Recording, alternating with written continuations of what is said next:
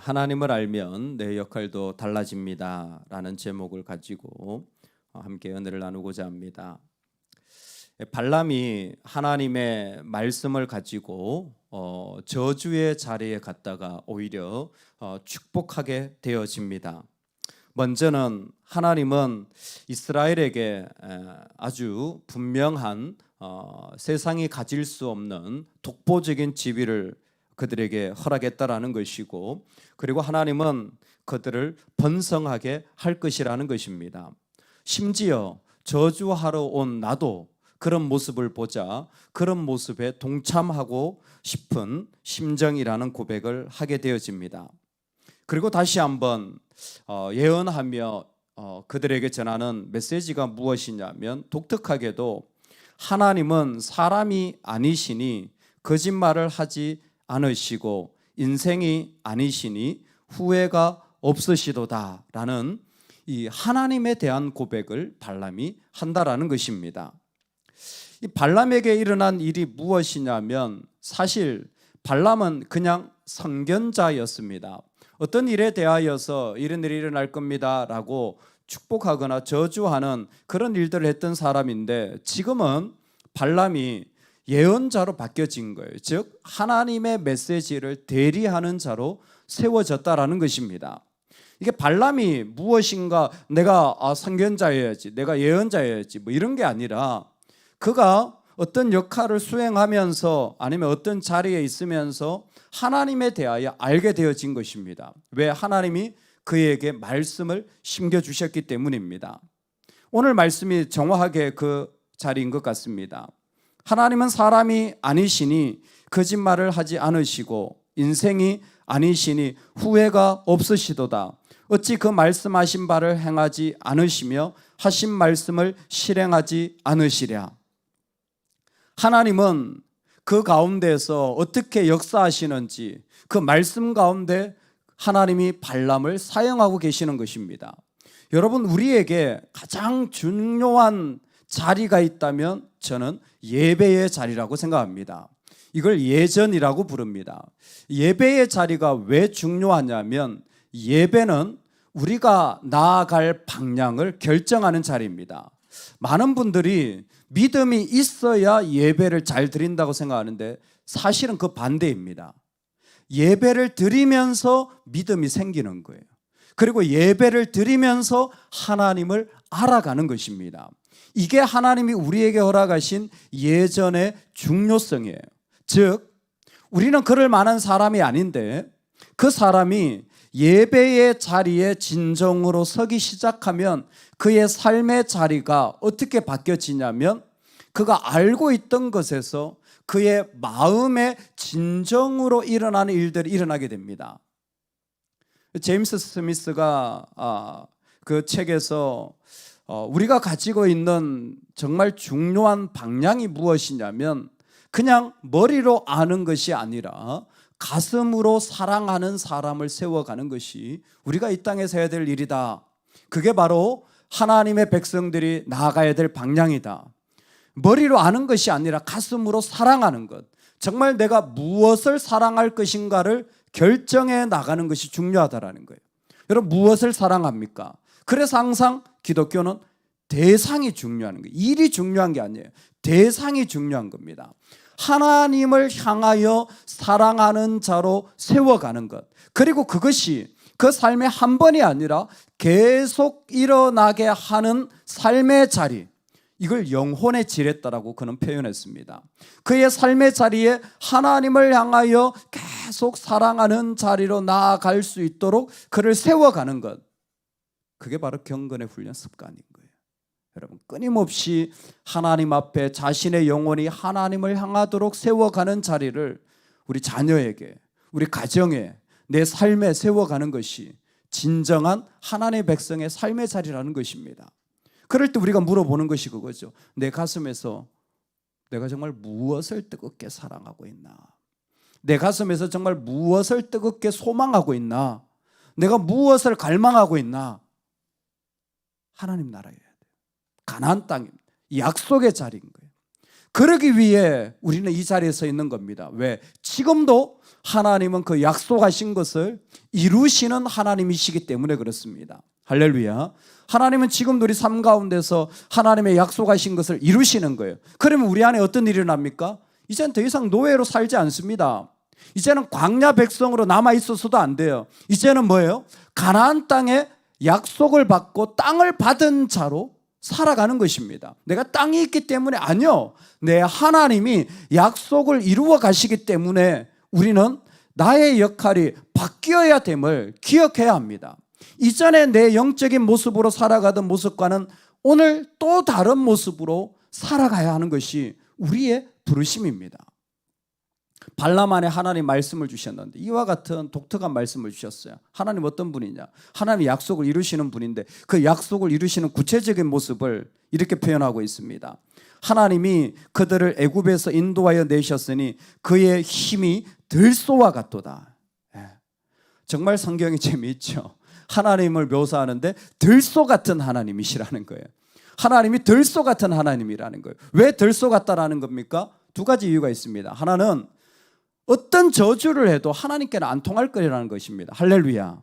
어떤 어려운 어떤 악한 말을 해도 하나님께는 안 통할 거라는 거예요. 그래서 무슨 점수를 쓰고 무슨 복수를 쓰고 그것이 이스라엘을 해할 수 없는 것은 하나님이 들소와 같이 그 가운데 모든 것을 뚫고 지나가기 때문이라는 거예요.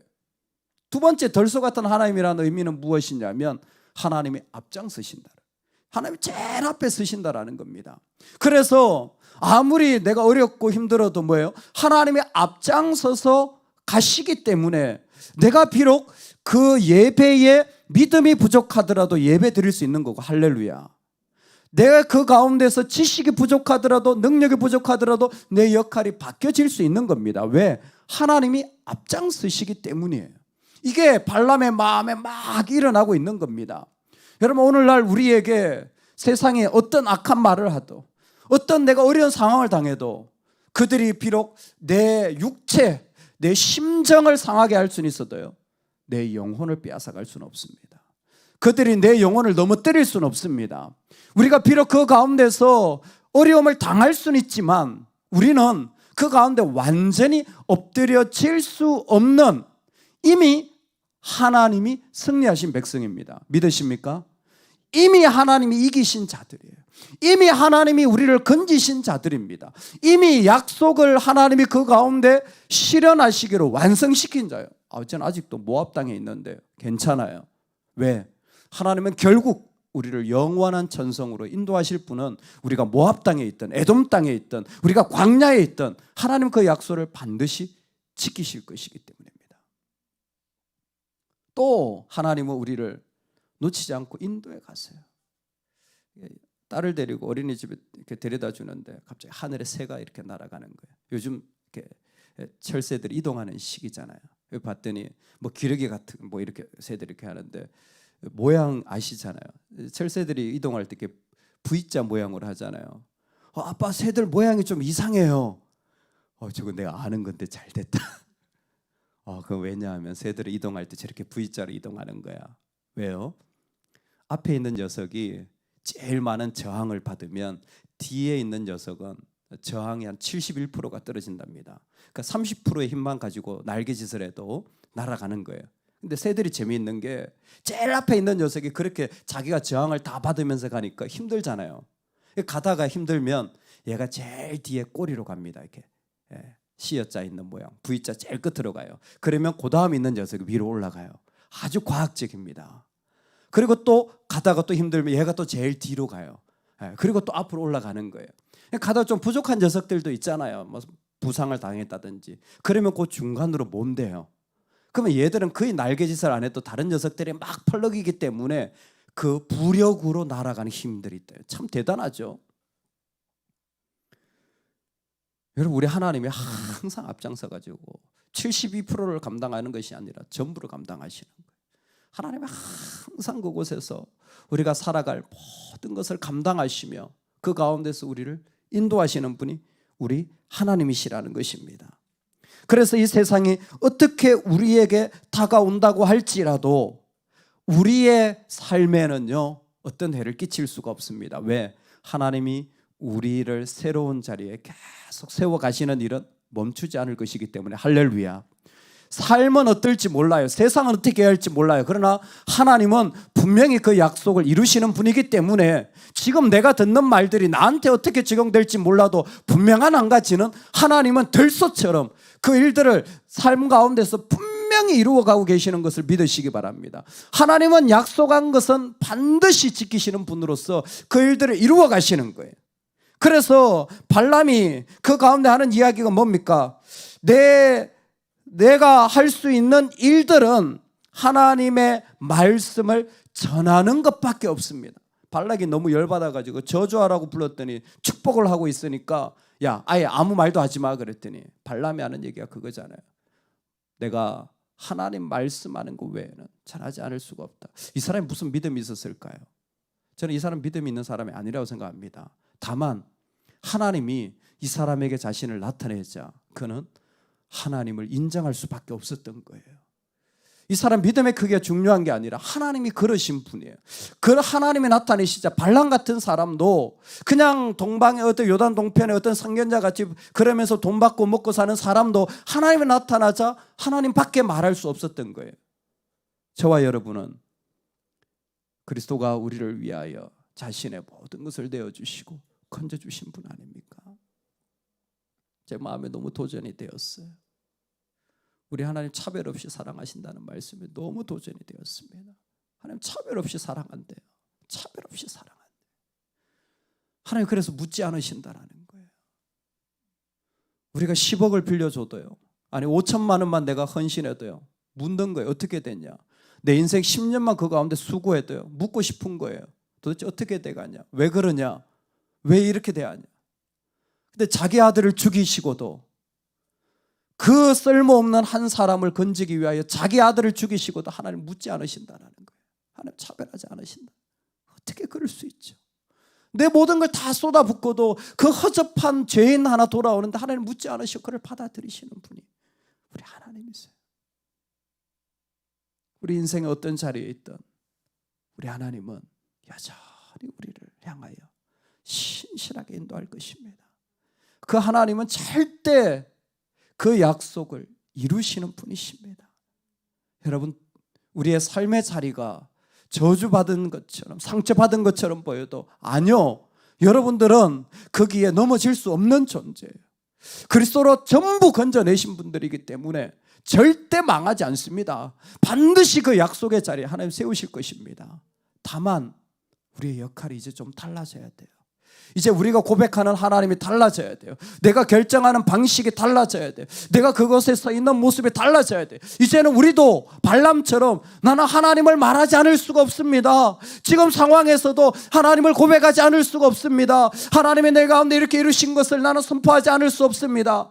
여러분, 이 은혜가 있기를 소망합니다. 사람들은 어떻게 말할지 모르지만 우리에게 신실하신 이 하나님이 우리 가운데서 뜨거운 마음으로 고백되어지는 은혜가 있기를 주의 이름으로 축원합니다. 아멘.